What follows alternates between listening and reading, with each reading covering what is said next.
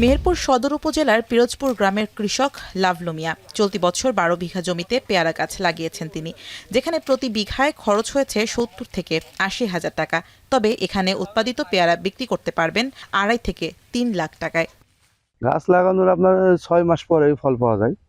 সেগুন তো কম থাকে, তো কিন্তু ১ বছর ১.৫ বছর পরে পরিপূর্ণটা ঠিক মতন ফলটা আসে, সেগুন লাভটা ঠিক মতন হয়।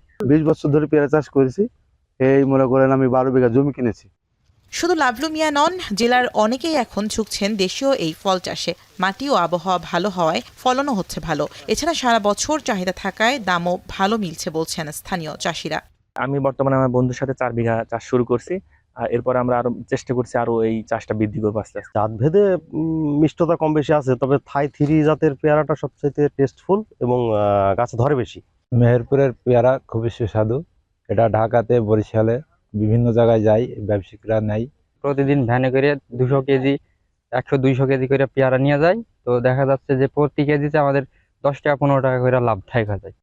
কৃষি বিভাগের তথ্য বলছে, মেহেরপুরে ১৪৭ হেক্টর জমিতে বিভিন্ন জাতের থাই পেয়ারার বাগান রয়েছে, যেখান থেকে উৎপাদন হবে ৬,৪৬৮ টন পেয়ারা, যাতে বাণিজ্য হবে ৪৯ কোটি ৮০ লাখ টাকার বেশি।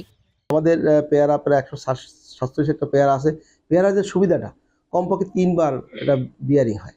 তাই সেক্ষেত্রে চাষিরা 3 টাইমস তারা পেয়ারাটা পায় এবং বাজারে ভালো একটা দাম আছে। এখন বর্তমানে ১০০ টাকা কেজি। পেয়ারা বাগানের মাঝখানে যে ফাঁকা জায়গাগুলো থাকে, সেই জায়গাগুলো আমরা ছোট ছোট করে বেড করে সবজি বা একানি জাতীয় একটা ফসল আছে, যেগুলো করলে অনেক লাভবান করা যায়। সাথী ফসল হিসাবে সারা বছরই একটা কিছু পাওয়া যায়, আর সাথে তো পেয়ারা থাকছে। আর পেয়ারাটা এমন একটা ফল যেটা হচ্ছে সবারই খাওয়ার জন্য হচ্ছে খুব উপযোগী এবং ভিটামিন সি সমৃদ্ধ। গেল বছর এই জেলায় ১৩৫ হেক্টর জমিতে পেয়ারা চাষ হয়, যেখান থেকে উৎপাদন হয় ৬,০০০ টন পেয়ারা, আর বাণিজ্য হয় ৪৫ কোটি টাকা। এখন মেহেরপুর।